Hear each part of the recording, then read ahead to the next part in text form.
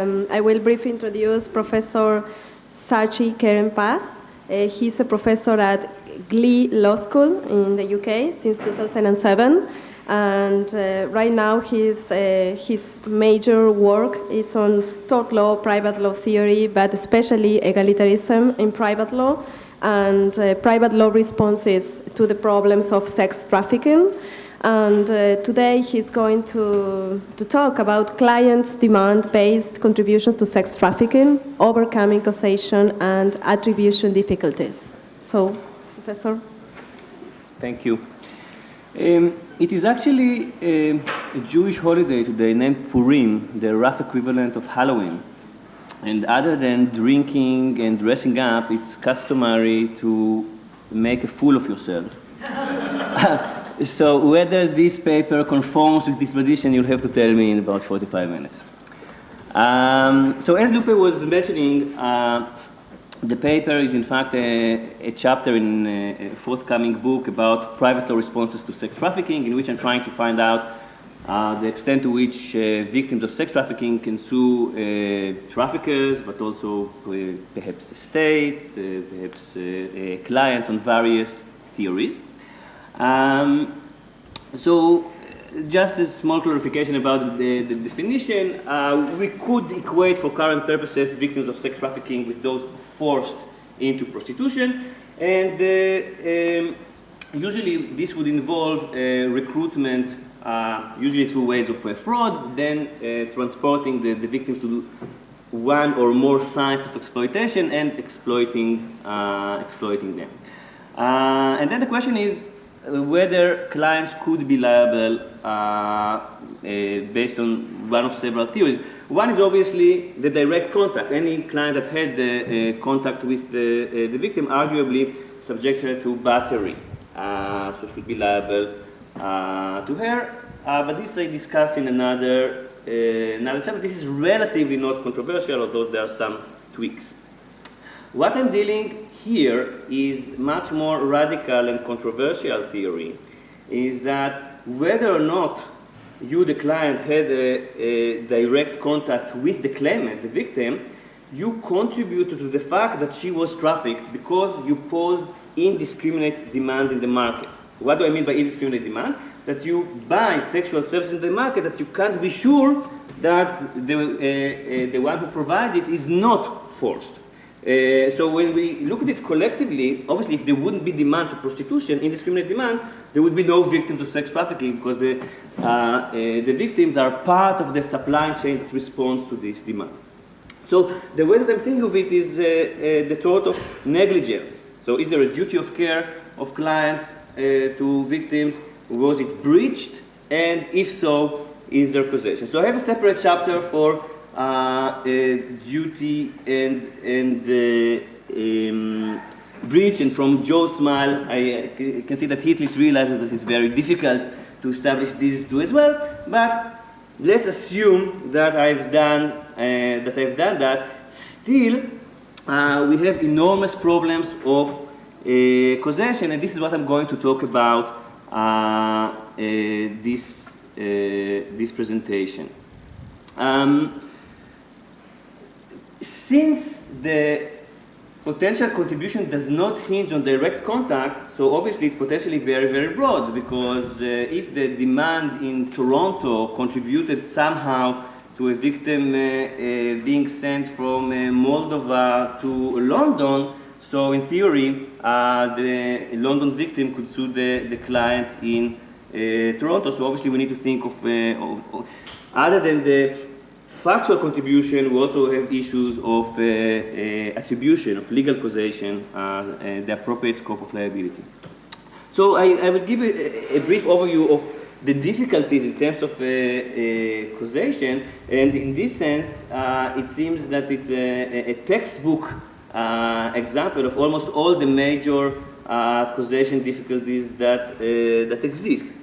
So first of all, since it's mediated through the market, so the interaction between supply and demand is not clear. It's true that the demand creates supply, but there are also theories that the supply creates demand, that some clients wouldn't start consuming sex if there wouldn't be cheap supply, in this case of sexual services. So what do we do about that? Then there is the question, did the specific defendant contribute to the claimants being trafficked? So as I said earlier, there's the factual question. Was it causative? Did it contribute to any stage of the trafficking, recruitment, of transport of some place, or exploitation? And if so, there's also the legal question of, from those who did contribute, do we want them to be liable? An obvious difficulty is that due to the dynamics of the market, so each individual contribution is neither necessary by itself nor independently sufficient to bring about the result. So points 2 and 3 were about whether there was a factual contribution, and if so, what should be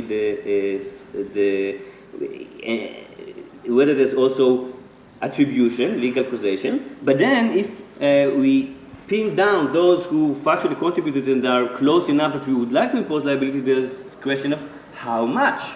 And this raises another set of problems.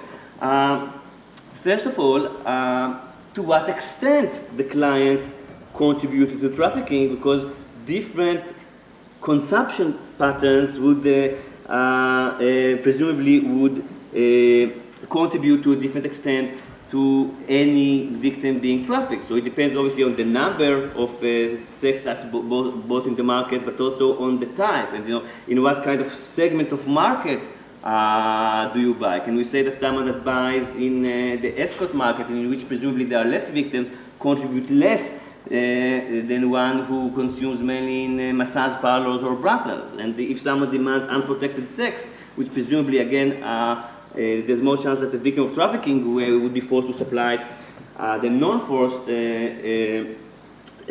they call CSP, commercial sex provider, so can we say that they contribute more and perhaps therefore need to pay more? This also relates to the question, which is also difficult, whether we conceive of trafficking as indivisible injury or not. Chronologically, we have the stage of recruitment, we have the stage of the transport and exploitation, which might be more than one side. If we think of trafficking as indivisible, so it might be that contribution at any point would be sufficient to liability for everything. Do we want that? And then obviously there's the issue that trafficking is not only multiple tortfeasors type of claim, it's also multiple victims, because the contribution of each client, not alone, but it presumably was contributing to the enslavement, the trafficking of several victims. So can they all sue the client? So these are the difficulties. So let's start with the issue of is there contribution to the injury. The first thing that we need to understand is that to the extent that clients contribute to trafficking, they do it only through a way that's mediated by the trafficker, because the trafficker works as a businessman or more rarely businesswoman. So they would respond to supply. So only to the extent that the trafficker has in mind the supply, the demand to which the claimant contributes, only then he contributes to trafficking. So for example, if there is a trafficker that for some reason is interested and is able to enforce it that his victims would be only in Europe, so North American demand is not causative to the enslavement of his victims.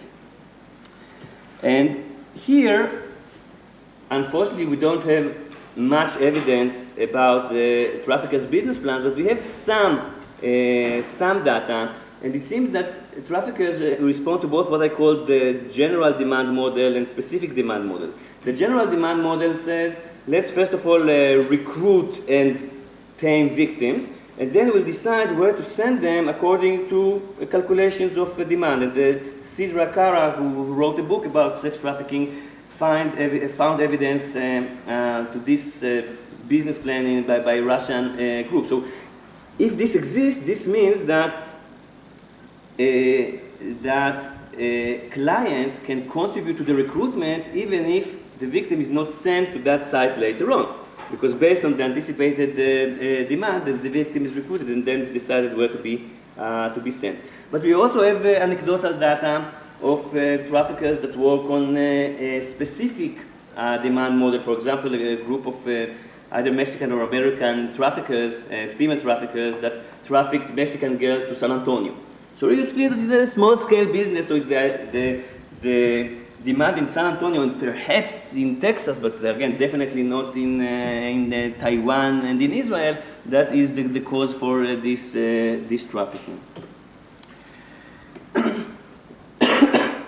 Now, an interesting point is which is the causative demand because of issues of lag time. Because the trafficker, today, 1st of January, there is a demand in London, and then a victim is recruited, being sent to London, and then on March 1st, again, there's continuous demand in London, not necessarily with her, but this doesn't matter. So, which is the causative demand? In some sense, we could have thought that it's the anticipated future demand, but this would reverse the temporal line of causation, which I personally am not willing to go to. So in this respect, my approach is traditional. So I would say that the causative demand is the one that happened before the recruitment, at least in terms of the recruitment. So based on existing patterns of demand today, victims are recruited in order, under the assumption that it will be continued in the future. With respect to the argument of the relationship between supply and demand, it doesn't seem to me to be a good argument against finding factual contribution. If at all, it's more a matter of argument that, of entrapment. So, I was not faulty because I wouldn't have started to consume sex if there wouldn't be a cheap supply.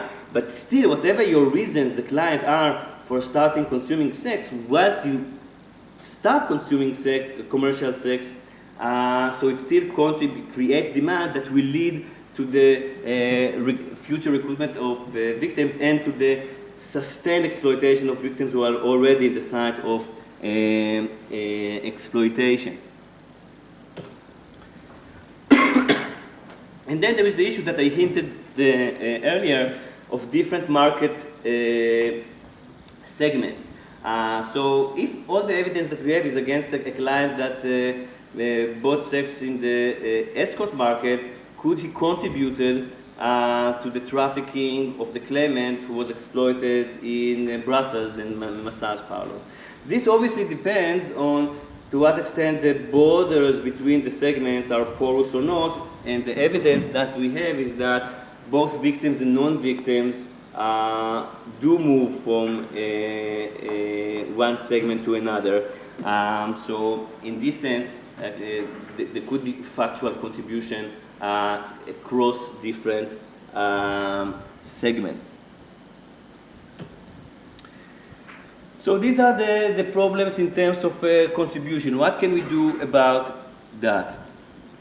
So first of all, I think that, again, assuming that you are with me, that there was faulty behavior by the client, that there is duty, so the fact that there are these kind of difficulties, it's not a good reason to say the client should not be liable at all. And to the same extent, reversal of burden of proof is also, I think, too much, especially if you combine it with full liability. We could have thought, let's impose liability not for the contribution to the injury, but contribution to the risk of injury. So we could think either of the Summers-Lewis alternative liability line of cases or the Sindel market share liability line of cases. But I think that we have reasons to think that they are inapplicable. With respect to alternative liability, so since it's full liability, it's too harsh. It means that a client found liable under this theory would be liable in full to the victim, to all of her damage from trafficking, and to not only to one victim, but to all the victims that if actually contributed. It seems to me a big overkill. So doctrinally, this normative concern is translated, at least in American cases, in the restatement third, in the requirement that all the contributors would be sued, which obviously is impossible in our case, and arguably not all contributors are faulty if you accept that perhaps sometimes like the consumption of sex would not be considered faulty. So for this reason, alternative liability is inapplicable. I think that market share liability, which I generally like as a solution, I don't think it's a good solution here for several reasons which overlap. First of all, I think that the etiology of what's happening in Sindel, in the DS cases, is quite different from what's happening here. Because here is the combination of the different clients that together brought about the trafficking, while the typical DS case, that the damage would be enough by the activity of one single defendant. The only problem is that we don't know who that defendant was. So this means that here, if the client didn't contribute, he also didn't didn't even put at the risk because he was outside of the relevant market. Now, we could say, let's look at all the world globally as one market, which is the point 3. But this would involve, again, on the one hand, potentially broad liability. Then, if you take it seriously, that it's proportional, so it will be a very small compensation, and obviously it would involve high litigation costs and issues of conflict of laws and stuff like that. So I don't think that we need that, because I think I came up with an alternative which is much better and workable. And the third and related reason that in the PowerPoint is mentioned as too, is that here we lose the big advantage of market share liability, the ability to apportion correctly the part in the market, which obviously is impossible here because we don't know what is the overall level consumption of the specific client, and obviously we don't know what is the overall level of causative consumption. So it would be just a mere guess to try and put it on market share liability. Then there is the possibility, similarly to what Lord Hope was suggesting in Gregg and Scott, to use the direct contact as a peg to liability for contribution to demand. So if you are liable for battery for the direct contact with the victim, so on this occasion we will also impose liability for the contribution to the trafficking, because obviously it did contribute to the exploitation and to the also to the recruitment according to some accounts, but I will get back to them. So on the plus side, we know that all those that are liable did contribute to, at least to some stage in the trafficking chain. So we don't have false positives. The problem is that it leaves us with too many false negatives, meaning defendants that did contribute to the trafficking but didn't have direct contact with the client, so they are out of the loop. And conceptually, this misses the distinction between liability for direct contact and the liability for contribution to demand. So it leaves too many people out based on unprincipled distinction. And then there is my preferred solution, that the liability would be limited to those in the route of exploitation. So even if the trafficker was working under a general demand model in which clients in cities to which the victim was not in which the victim was not exploited still contribute to the initial recruitment, so they wouldn't be liable. So the victim would be able to sue only clients in the site or sites in which she was exploited. So if the victim from Moldova was sent to 1 year to Milan and then to 1 year to London, she would be able to sue the clients in Milan and then the clients in London. So one advantage is that it ensures that those liable are not peripheral. So again, those who weren't involved in the exploitation stage wouldn't be sued. But on the plus side, they are not left out of the loop like earlier, because they would be exposed to those victims that were sent to their location. And obviously, there's some level of arbitrary decision of what is the scope of the geographical. I think that cities, localities would be a reasonable, workable, practical solution. And so this work also is a legal causation limitation, because again, there might be definitely under a general demand model other clients that contributed to the trafficking. But to have it under check, they wouldn't be liable. I also think that the theory needs some temporal boundary, because again, there's the question, since when, until when posing demand in the market contributed to the trafficking of the claimant. And here I'm thinking of a rule that's sort of like not doubling the risk, but doubling the actual period of exploitation. So if the victim was exploited between January 1st and September 1st, so those who consume sex in these 8 months and in the 8 months before she was recruited could be liable for the trafficking under the assumption that those who post demand before are responsible for her being trafficked, sort of like in exchanging one victim in another. Then there's the question, how can we justify the liability of those who consume sex after recruitment? And here there are several explanations that I would suggest.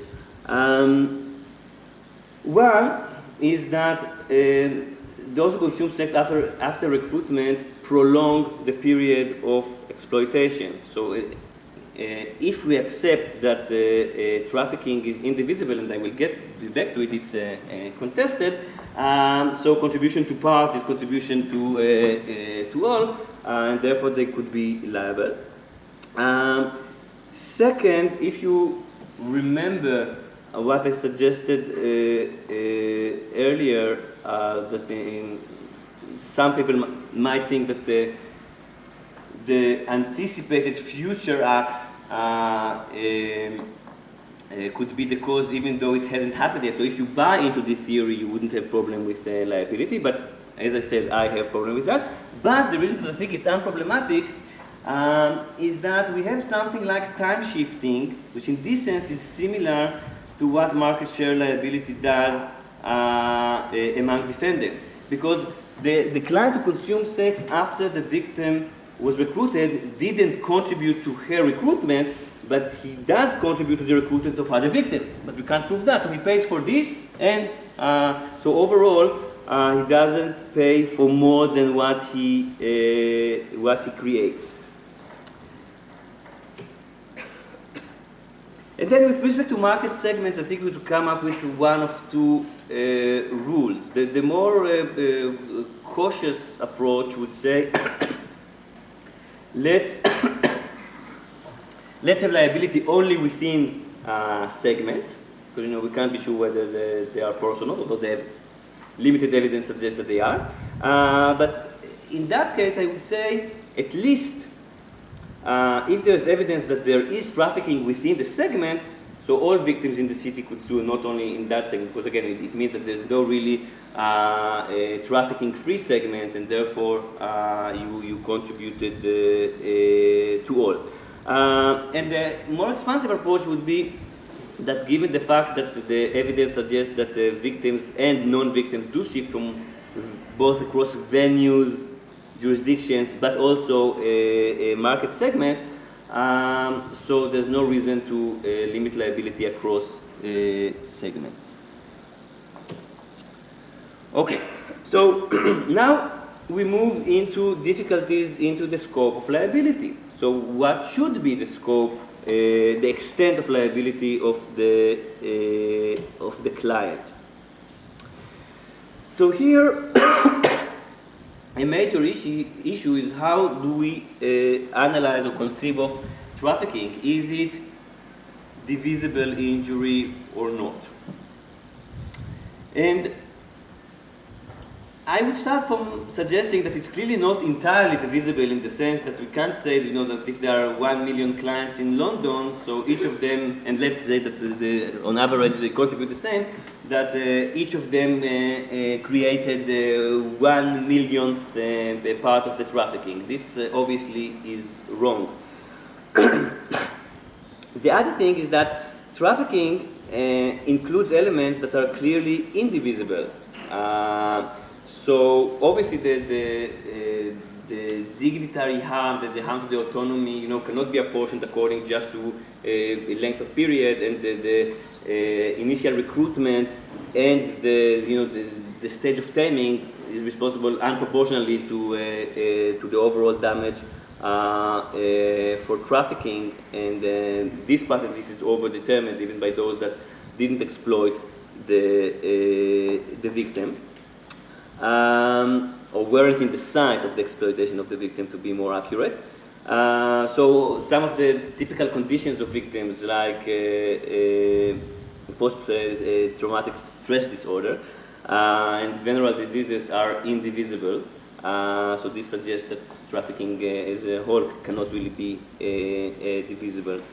The best argument for divisibility is to say that perhaps trafficking is like a cumulative disease, in the sense, that obviously being trafficked for 3 years is worse than for 3 months, and having to serve 15 clients per day is worse than 5.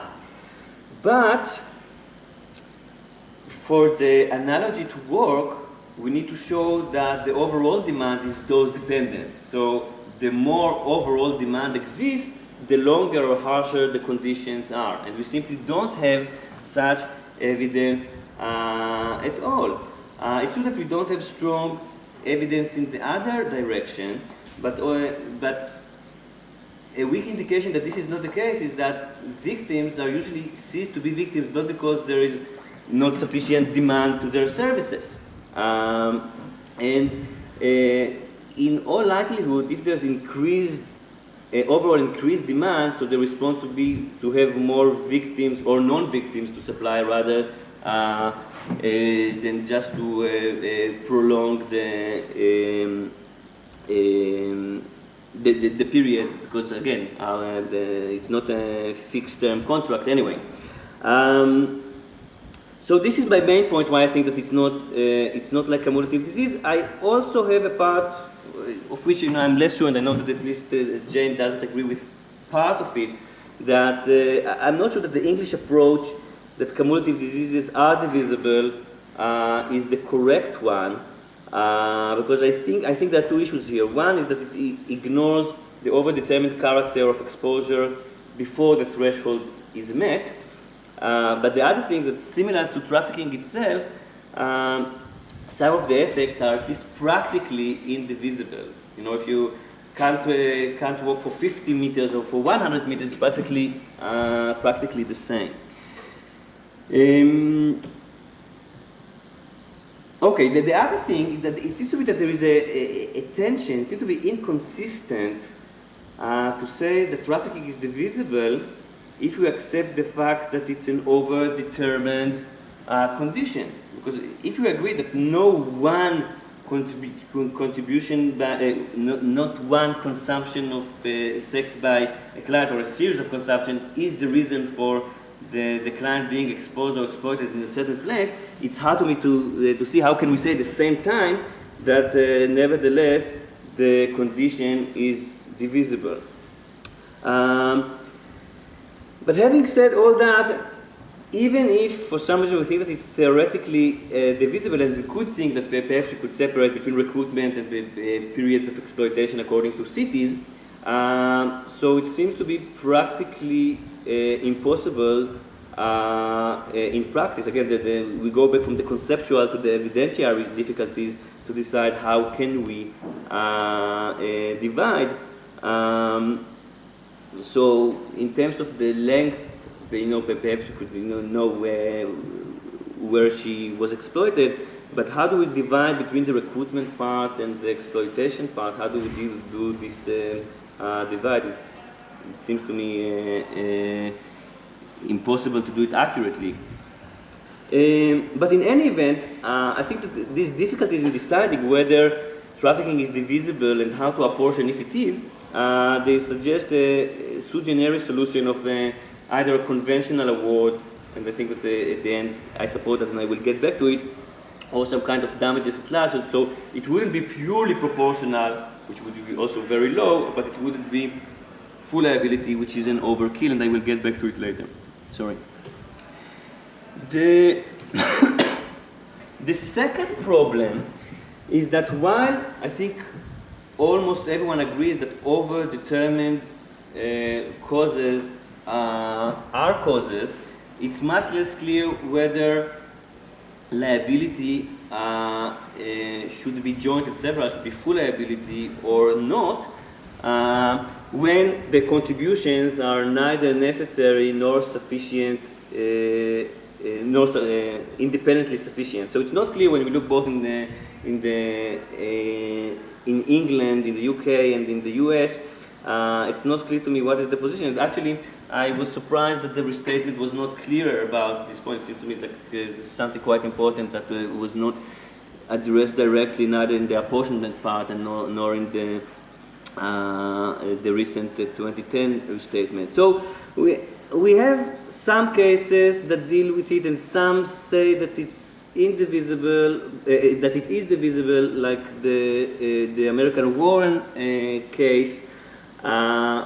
At least not divisible, that the compensation is several, damages are several, but these are nuisance cases in which there is a debate whether the damage is divisible or not. Obviously, if it is divisible, so it's not a good indication what should be the rule if the damage is indivisible, as I think trafficking is.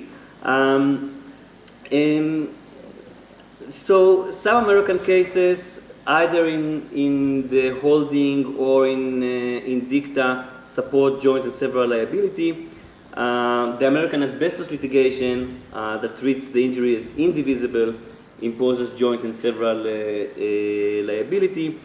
The restatement third in section 36, it excludes liability for very trivial over-determined contributions, but when you look at it, it seems that it's only when the contribution is trivial to any other individual contribution rather to the overall. Otherwise, we get with the paradox that 1 million people did something small that caused huge damage, but none is liable. But again, it's not explicit on the point that in this case liability is joint and several, and which relates to the last point that many American jurisdictions opted out from the joint and several liability to other forms. So overall, I would say, as I said in the title to the slide, probably joint and several, but there's some question mark. And then the last problem is that even if we do want to apportion, we have no conceivable way of doing it even roughly accurately, because we don't know the total number of the causative clients, the number of sex acts purchased, and the relative part of the individual defendant. The defendant's consumption pattern is known to himself, but he has an interest to play down. It's not verifiable in court. And we also have the problem that, as I mentioned earlier, different acts presumably contribute to different extent, but obviously there's no way to record it to try and find a relative contribution among clients. Okay, so what could be the solution in terms of the extent of liability? I think that the amount paid should be neither full, for the reasons that I explained, and nor purely proportional. So it should be something in between. And again, in this sense, it would be a special rule. It could be based on either, I think, on three approaches that exist, at least in England, and partially there's equivalent in the US. Either damages at large. We know that at least in defamation cases, and this, in some sense, gets back to the debate between Jane and Richard. There is, in many cases, there could be financial damage in defamation, but in libel you don't need to prove it. And the damages are different than those that are given in personal injury, in the sense that there's more discretion in awarding it. So there are damages at large. If we think of cases of apportionment in personal injury cases, so the approach in the Court of Appeal in Holtby, and also some line of cases in the US, is that we do the best apportionment possible, the best educated guess that we have. So perhaps we could apply it here, although I think that it's less workable. And I think that ultimately what I would support is a conventional award, which is a flat award, as was decided in very different contexts in recent Darlington. So there it was, £15,000 for the interference with reproductive autonomy. Here I think, again, we could, the figure that I have in mind, but again it's obviously arbitrary, is £5,000 from compensation from an individual client. But obviously it could be adjusted depending on how many clients could be sued. Just to give it in a context, the only English case in which there was liability of traffickers, which obviously was full, was around, it was 4 victims that sued together, and the average award that each received was something like £150,000, including some punitive. So we could say that perhaps like £120 for each for damages. I think that it should be several liabilities. So in theory, each client could be sued. I will rephrase. It's several liability. So in theory, the claimant could recover more than the total damage. If she could find 100 clients, she could sue each of them. So obviously there are some issues with deviation from the principle of full compensation. But since we can't achieve all the principle, I think that this is the principle that I'm less concerned about, dropping in the way. And then the client could be sued by each victim in the city. So again, in theory, it could be much higher than 5,000, but practically I don't think that we have reasons to fear for floodgates of litigation here, even if we will accept this theory because of issues of access to justice. So I will stop here. Thank you.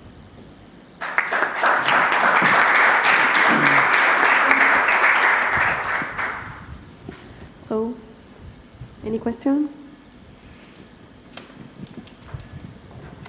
Diego. I don't know, and I can't follow all the legal aspects you mentioned because I'm not an expert in the common law, but just a basic thing, it seems to me, is that the demand by itself does not cause the harm created by trafficking. Mm-hmm. What creates the harm is the willingness to pay for a price that makes trafficking a profitable activity. Mm-hmm. So what happens is if the client pays a lower price, a price that is not above, is below the average cost of trafficking the victims. Mm-hmm. What would you say in those situations? So okay, there are some claims that victims of trafficking are cheaper, but again, the point is that the client poses indiscriminate demand. If the client could have been sure that there is like a safe route without victims, so posing demand there wouldn't contribute to the supply of victims there. The problem is that there are no such safe route. Now, in terms of so even I think perhaps what you mean. No. Let's say that the client takes this. Maybe this is due care according to reconstruction, but I didn't know. Uh-huh. Takes this precaution of not paying more than £20, because if he pays £20, he can be sure that it's not worth bringing someone from Moldova. No, it doesn't. It doesn't work this way. If at all, it's the opposite. Lower prices increase the demand, which is met by increased supply. If you look at Sidra Kara's book, so he comes up with evidence, that the demand in this sense is very elastic. So when prices drop by about half, the number of victims really drop. So if at all, we could reverse your argument in saying that those who pay cheap contribute more to the trafficking. But no, because of the transaction cost. Now you have to bring more people and to control them.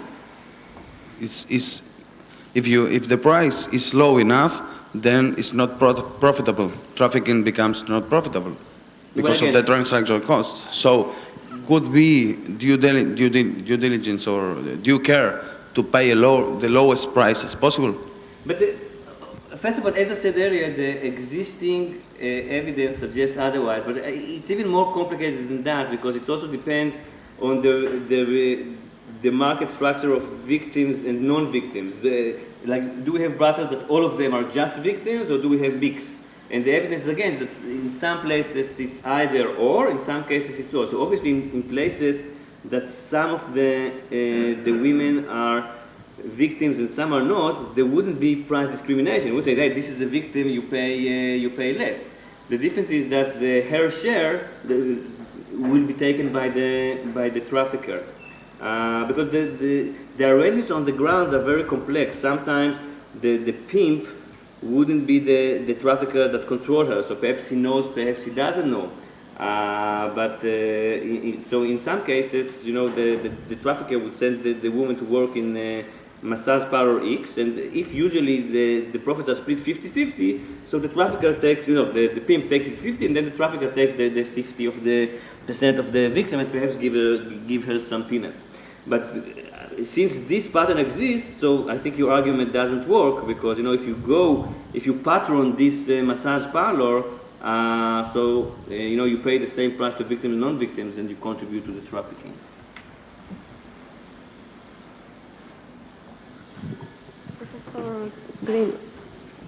Professor Green. Yeah, Tasha, let me suggest, this may not work, and you'll tell me why. But, so I accept your explanation that this is practically indivisible, right? Theoretically, I don't think it is, but it's a practical matter. And you talk about several liability. It seems to me that the preferable course would first figure out the claimant's total damages. Let's figure out what that is.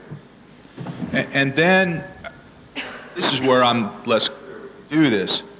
How many punters, I think that's the right term, are there here who are potentially liable to her, right? So now we don't have to take your 5,000 pounds or some arbitrary amount, we just divide. Mm-hmm. And so the presumptive liability in this situation would be several liabilities, as you suggest, based on pro rata, right? That each of these defendants, right, will pay a pro rata share of the plaintiff's damage. And then permit them, if they want, or the plaintiff, if she wants, to show that the actual contribution here of this defendant was greater or less than the average contribution across them. That just seems to... I don't see how you could come up with a figure of what is the relative contribution. Because remember, it's very easy, it happened to me many times, to conflate between the direct contact and the overall demand. But these are two different theories. So the actual number of the causative defendant is not the total number of defendants that had sex with her. It's the total number of defendants working in the same... So let's say that there are a million in London. So would you suggest that the correct legal solution would be that each would pay only 1/1,000,000th of her overall damage? So, yeah, I strongly, well, I disagree because this takes the indivisibility much too far. I'm willing perhaps on a good day to concede that we can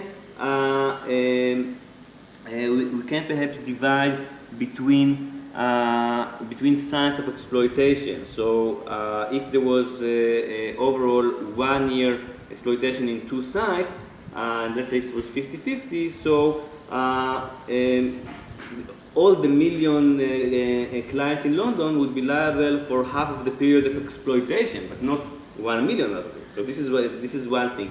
The other thing is that those who contribute to the exploitation also contribute to the recruitment, and the recruitment is disproportional part of the overall damage in trafficking. So you have to take that into account. If you want to come up with a plausible account of the visibility, it first should take into account that you should be liable for your overdetermined contribution to the recruitment, and then with all others in the city liable to the portion of the exploitation period. But I don't think that you could fairly do more than that. We could separate those up. But Tsachi, to take your proposal, right, which is that each of those million punters mm-hmm. in London would be liable to the plaintiff for 5,000 pounds? That's extraordinary. Well, it's extraordinary if you assume... I can't calculate how much that is. If you assume that this is because we use different terms, over million, is it billion, is it million, billion, but under full enforcement, perhaps I would agree with you, although obviously it's such a horrible violation of right that at some level there's no amount that, but this you could say also about death. Therefore I said that the amount, which again, it could be either flat amount or you could conceive of it as a proportion from the overall damage, should be somewhere in between. And again, if we take seriously, again, I think that conceptually it's wrong, but even if we take seriously that we divide by million, so the 120,000 pounds, what, each of them would get 12 pennies? Okay, if you agree with me that there is contribution here, aren't you bothered by a legal solution that would say that each client could be sued for 12 pennies? In London, perhaps, although that may be a reason to tighten down on who it is subject to liability here, right? Instead of saying all of the million Johns in London during the period of time of exploitation. But I don't think that's great, I think it's better than saying that each of them pays some arbitrary amount that I don't know where it comes from.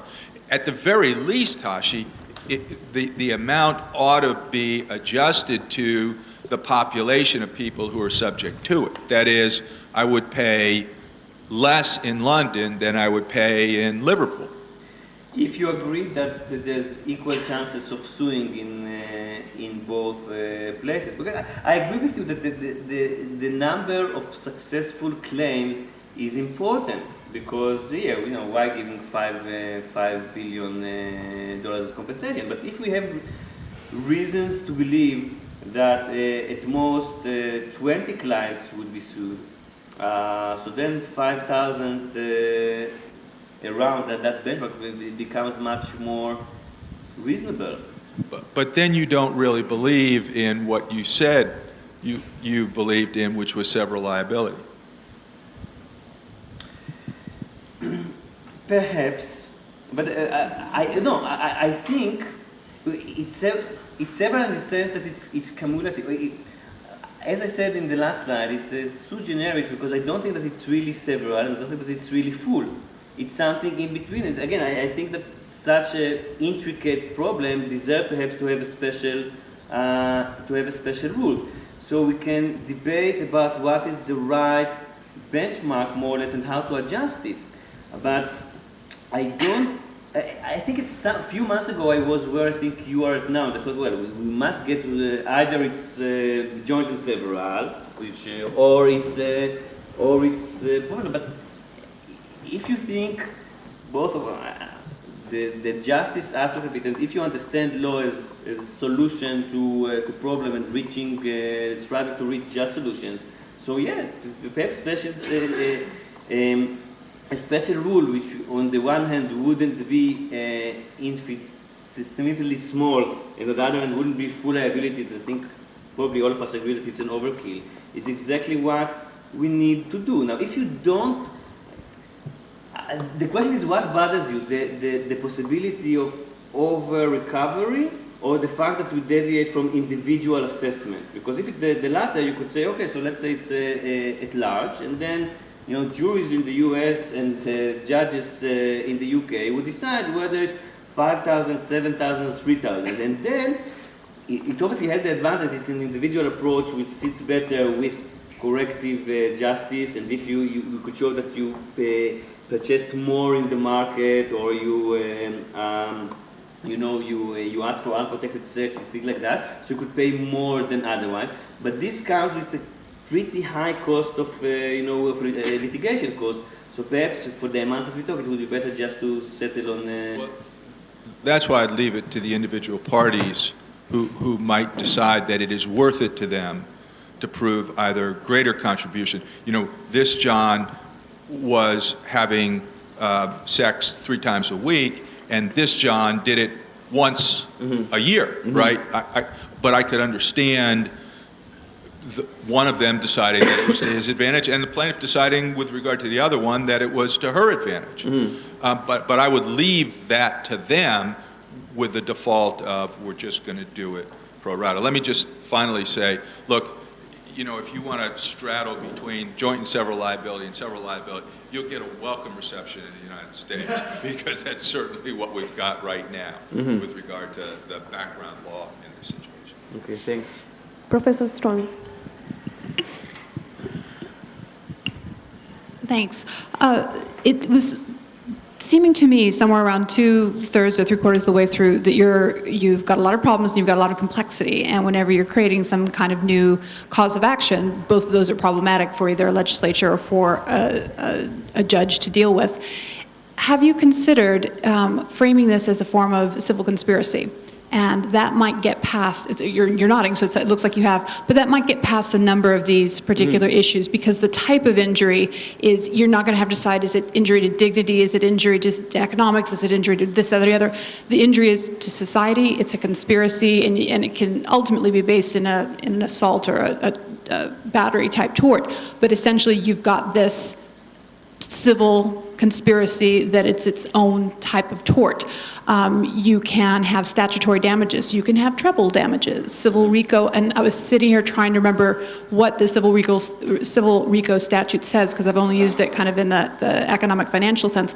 But I think that there's a real possibility there, if you look at that, to get past some of these problems that you have, because it seems also to me, maybe earlier in your book, are you trying to get compensation? Are you trying to have a punitive element? Are you trying to deal with a social issue? It seems like all of those, when you're trying to track back in 5 months and this, that, and the other, that a conspiracy type tort might work very well for you, and then you can get the mass victims and the mass defendants as well.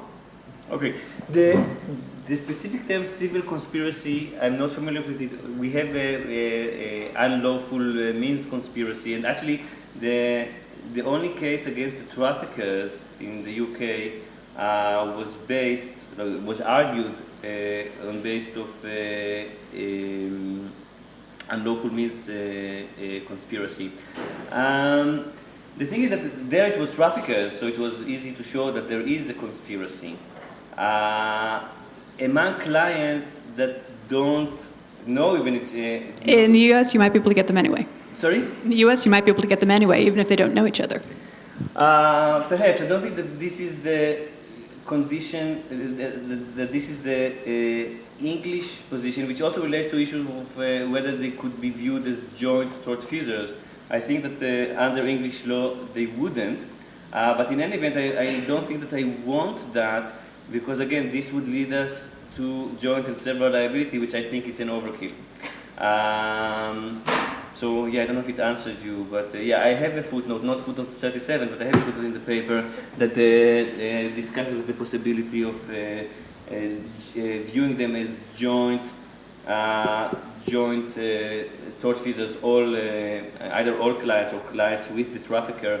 But I don't think that it's going to work, and I'm not sure that it's especially helpful or attractive. I think that, in a way, I think it would be easier to defend what I'm arguing here than to say that all the clients are conspirators. The other distinction is that in the U.S., in all states but Nevada, buying prostitution itself is illegal, which is not the case in England, but for me, it's even perhaps it's a problem for duty or breach, which I don't think that it's the case.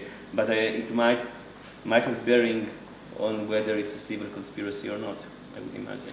I think you could, if I were you, I would look into it more, because I think it ties up a lot of your issues, and you can, even if sex is not illegal, buying sex is not illegal, enslavement is, transportation of minors for improper purposes or immoral purposes. England, I still think, has some nice immorality legislation that you could be able to pin your hat on. Okay, thank you. Professor Wright. Yes, I was, I've been wondering all along about what's in the prior chapter in terms of, the difficulties. You have difficulties in causation. I think you also have difficulties on duty and breach. It's even a longer chapter. Yeah. if you assume people know about how pervasive and interrelated the transportation is, then it's much easier. But if you kind of say probably the typical sort of client, a lot of them don't know if the person's being trafficked or not, which is your point, right? So I guess that, that kind of creates some sort of problems for the civil conspiracy sort of issue, I think. But anyway, if your purpose is really to try and shut this off, why don't you go the whole draconian bit and say it's, because it's not only, by the way, why not what? The whole draconian bit in terms of liability. I mean, it's not only the people in London who are captured by your scheme, but also anybody in the chain of transportation, right? So you're kind of going all the way from initial recruitment, all the way where they came from out of another country into London, on to Birmingham, wherever. So you've got actually a much larger group than even Michael thinks right here. But you may want to put some limit on the overall liability, but why not say joint and several liability with contribution? Mm-hmm. But also with the ability to avoid liability by proving that you didn't ever, engage in sex with a trafficked person. So That would kind of create a number of nice incentives. It kind of creates the incentives to try and really work with people that you feel quite confident don't use trafficked, prostitutes. And also creates an incentive for you to kind of go out and find others, if you're going to hit with this big bill, to find others to have them contribute. Now maybe it's just unrealistically, because it would lead to initial quite high amount unless you put some limit on it, but it seems to me that approach, is going to create the greatest incentive for people not to use prostitutes, traffic victims, and also to maybe kind of disclose others they know about in terms of contribution purposes. Okay, obviously it's a good question, and I think I started from thinking of that what I would like to do is perhaps to establish joint and several full liability here. The reason is that my main motivation, more than a deterrence, is compensation and achieving justice, and I still think that to take a client that. Again, perhaps for clients who know that there is a chance that the prostitute is forced, but nevertheless buy sexual services, I think that that liability to all the victims in the city of London, that the client I would need to pay for if there are 50 victims, multiplied by 120,000. But even if it would be only one, I think it's an overkill, because I think that there is a difference between both the factual causal contribution and the level of fault between the client and the trafficker. So I don't think I wouldn't be entirely happy with a solution that says that the liability of the client, of each individual client, equals that of the trafficker. I forgot that there was more than one victim in London. Thank you. I've got two questions. First, a practical one. So if I follow you, each client who's had sex services or sex consumption, I don't know how you should call it, in a town, could be liable £5,000 to a victim to its victim.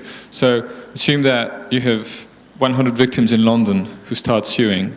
They put their hand on one consumer, and so he'll have to pay 100 times £5,000. Yeah, I think this was Michael's point. So in that case, I would advise the client to go to small towns. Okay, that's. Sorry, what? Would you allow contribution, maybe? Well, sorry. One of the reasons that I don't want to get to the rule of joint and several is to avoid all this level of contribution claims among clients. But sorry, go ahead. Okay, because. Well, I find that a bit harsh, even though I have no sympathy for clients, no specific sympathy, and then, all you suggest is very clever, but, of course... Jurisdiction. Sorry, from my non-common law background, but in France, courts are rather, they can be very pro-plaintiff, and they are sometimes willing to bend the rules of tort law in order to grant compensation. But I can hardly figure a French court following your reasoning and awarding damages to a victim of sex trafficking, against, suing a client, however pro-plaintiff they may be, because it seems to me that there's a lot of pulling on the rules, so it's all very clever. But do you think that it could really work in the UK, for example? I understand that if the legislator doesn't move, then it's certainly a very good way to try and prevent that thing. But do you think it could happen? Yeah. Well, in my lucid moments, I doubt it as well. Again. Obviously, it is controversial argument, but I think that when you try and break it down, perhaps it seems less wacky than when hearing it at first sight. And again, Richard was right that there are huge issues about the duty of care and breach and standard, but I think that I was trying to do an equivalent level of explanatory work in that chapter than here. I don't know if we have time to talk about it. I'm happy to talk a bit about that if there wouldn't be other questions about the causation aspect. So most probably not, but in some way to my defense, this part of the project is, I think, the most radical one. It includes claims for restitution against traffickers, which I don't think are controversial, claim to restitution against the state from what it confiscated from traffickers, based on vindication of property, which I think that that it works. It includes liability for direct contact, which is much less controversial. As I said earlier, there is some issue of apparent consent, whether the fact that you offer your services, it's apparent consent, and therefore there's no battery. But I think that for several reasons that I explained in another paper, I think that it doesn't prevent a finding of liability in battery. And when you think of it, it's hardly controversial. So, but the other thing is that there are two types of critique in this respect against the project. One of them is access to justice, whether it's viable in the sense that people will sue, and the other, whether it's lucid enough. But obviously there's trade-off, because the more controversial. Well, again, you might agree that, or you might disagree with me that there should be liability for creation of demand, but still agree that if the state confiscates money that the trafficker took from the victim, she should be able to get restitution for that. And then there's another layer of questions whether it's workable. And my guess, my answer would be that first, it's too soon to know. In Israel, there are relatively many successful claims against traffickers. There are two pending claims against the state based on theories of negligence, but one of them is supposed to be decided relatively soon. There are no yet any claims that I know about clients, neither for direct contact nor for this theory. I'm the last one to deny that this is very radical, but and it might be that relatively in the UK there's a lower chance that it would get accepted. In Israel, similar to France, there's a broader pro-plaintiff tendency, and if we look at California courts, several eras, so they were open to new theories. Whether the Sindel panel would have received this claim, I don't know. But then just to remark, if I'm a pimp on the verge of retiring, so I don't care about a slumping market after I'm retired, I might, ask my girls to bring those claims, and I take the profits. Sorry, I missed that. So I'm a pimp on the verge of retiring, so I don't mind the slump in the market. So just as I ask my girls them to go to court, get damages. Then, I understood now. Well, if you are willing to sit 7 years in prison as a trafficker, so good for you. You could try this scam plan. The practice has been both in the UK, and the only case that was, and in the several cases in Israel, that civil suit always followed a previous criminal conviction of the trafficker. So this also means that some of the issues of proving your status as a victim would be much clearer. In the UK today, we have what is called NRM, in all Europe, a national referral mechanism to identify victims of trafficking. So if you are identified as such, you wouldn't have the problem But my other response is that problems of frauds, fraudulent claims always exist, but it's hardly a good reason to block valid claims because of that. Professor Rosenkrantz. I have some problem in sort of it's a causal intuition. I have problems in accepting that there could be contributions by millions of people. By millions of people. Because that looks to me that I mean, in order to talk about contributions, they had to be rather few. Otherwise, they're just part of the environment, so to speak. So, if I think in a different example, I can't imagine any other example where we'll be willing to accept that the contribution by millions of people is the cause. I mean, we use probably T-shirts produced by almost slave labor all over the world, right? And we don't want to know about that, but it seems that the fact that slave labor only exists because we buy doesn't make us contributors of the. This is obviously I think our intuitions could change, but it's a radical move because we never accept the idea a thing again that. I think you have 2 or 3 points here that they are all good, and I will try to separate them. One point is that whether in theory many small contributions which are overdetermined could be legal, could be factual and legal causes. I think there's general acceptance that they could.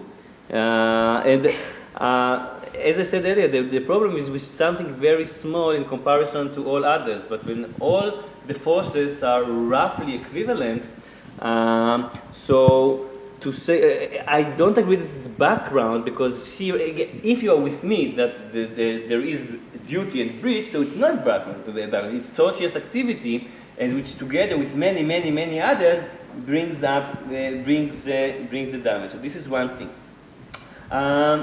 The point about slave labor in other contexts is very good, and I deal with it in the chapter about duty. This is issue of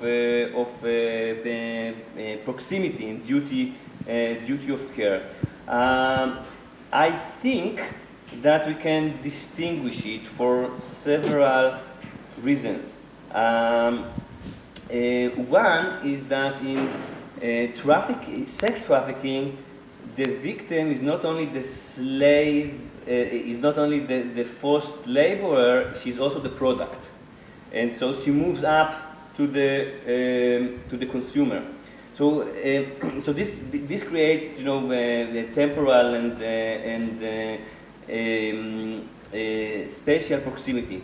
More than that, the client in sex trafficking context contributes more to the identity of the person trafficked than you when you buy a shirt, because you are oblivious to the identity of the person that is employed. If you're a conscious person, you wouldn't like it, but you don't care whether it's a male or a female, young or old, the color of hair. Here, the pattern of consumption is the reason that some women and not others are being trafficked, because the clients care about how these women look and where they are from. There's also data about exotization of racial differences and things like that. So there's also a circumstantial proximity that, your pattern of demand is the reason that this victim and not another one is victimized, which I think is a difference. And then a third difference is that in cases like shirts, chocolate, and things like that, you have intermediates which are repeat players and legal, unlike traffickers, that the victim could sue. So in terms of having available, there is alternative remedy which is available, which is a reason, as a policy consideration, to say that there's no need for duty of care. And then the fourth distinction that perhaps some would agree, some would not.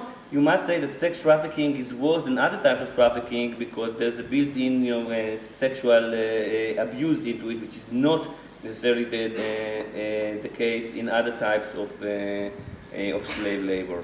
So for all these reasons together, I think that we can defend duty of care in this context and not necessarily extend it if you don't want, and I'm not sure that I want, to cases of consumption of shirts. Professor Stapleton. Thanks. Well, Tsachi, I think this is a very brave project. Brave because it's a very important project. Because this is something people don't like to look at. So I take my hat off to you that you actually look at it and try to do something about it. I also have no problem at all in accepting that the demand created by these practices are causal. My problem, as you know, is that I would say that these are peripheral parties who distract our attention from the people we really want to get.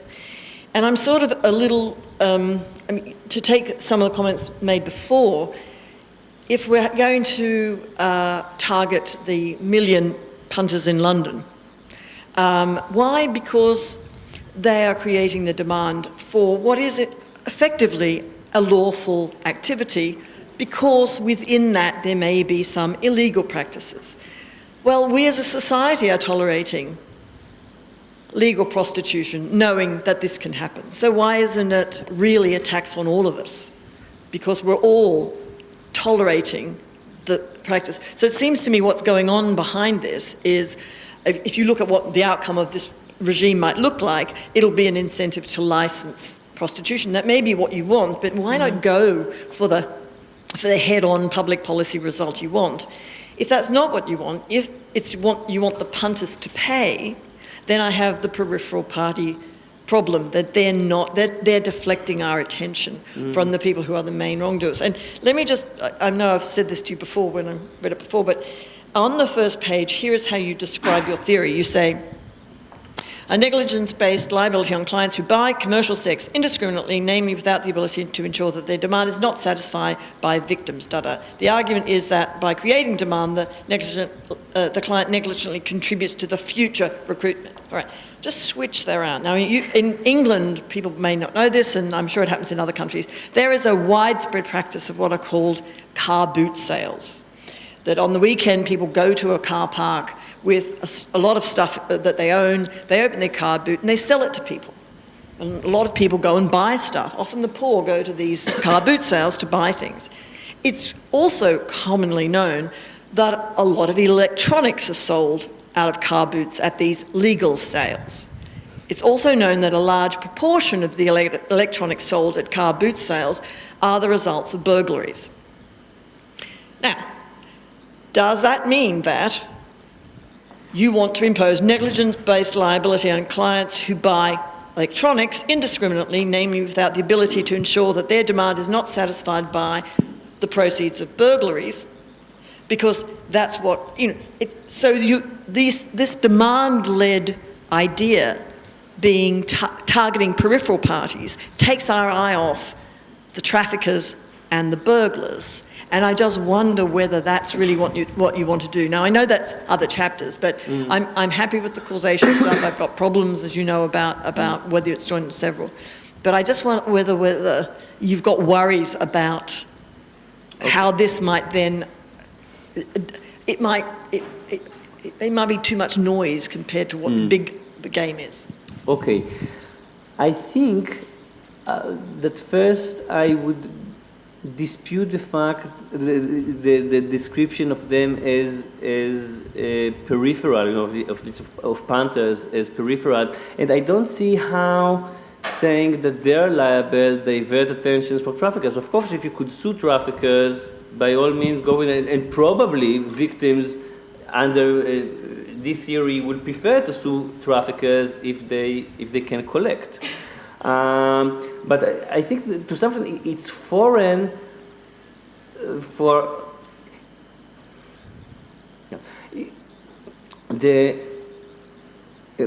I don't dispute that the contribution of the trafficker and the moral responsibility and the causal responsibility is much higher than the client, as I said before. But this doesn't mean that the clients are not and shouldn't be considered as responsible as well, but perhaps for a lesser extent. So I don't see one at the extent of the other, and I don't see it as diversion of attention.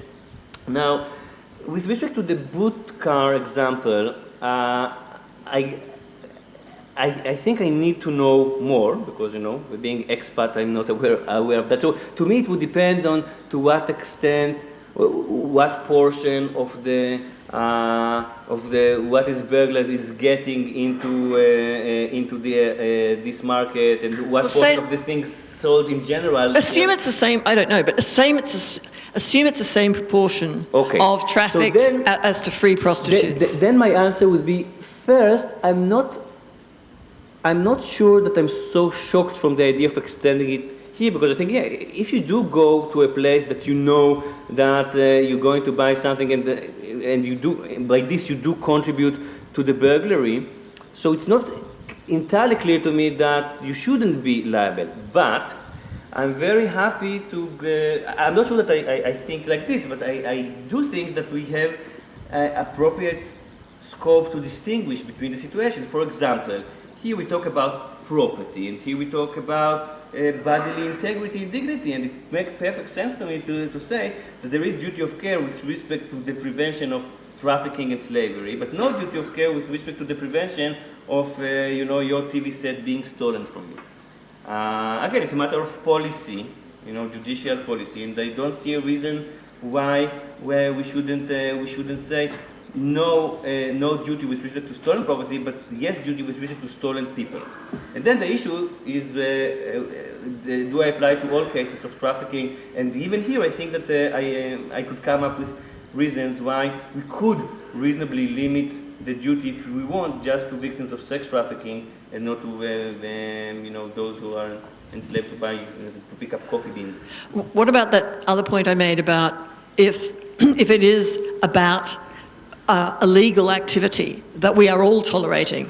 Okay. Yes. So in other words, and I'm thinking practically, maybe a better thing would be to allow the police to go out. I'm just a bit worried about these poor trafficked women.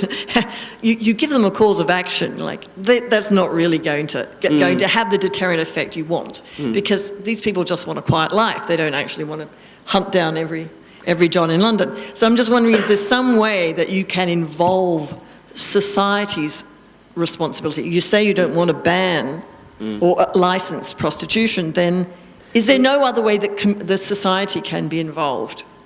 So getting back to your first point, that it's a legal activity, I have two responses. One, in general, negligence doesn't piggyback illegal activity. So there could be something which is otherwise legal and nevertheless considered as negligent. The other thing is, actually it's a question for you. Would you change your argument given the 2009 amendment to the Sex Offences Act that now makes a strict liability offense of paying for services of a forced prostitute? Because now I can tell you, well, perhaps your argument was correct till 2009, but now, when it's criminally prohibited, so why not having duty? Sounds like Parliament got there before me then. Sounds like what? Parliament got there before me. But I want.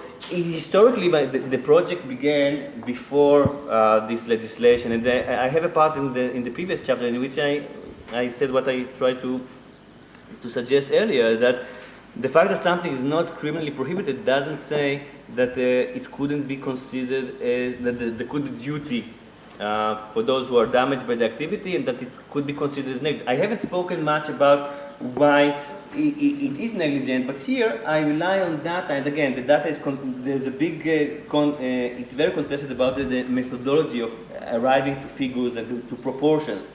But from I survey several studies that suggest that the number of victims in the UK ranges between 5 and 9% of all CSPs.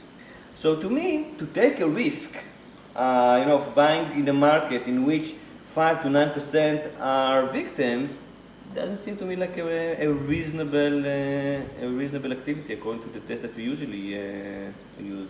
So if the numbers would be much lower, so then I would agree. Therefore, I said that I need to know more about the bootleg. Well, I think we are on time, so thanks so much, Professor. I hope.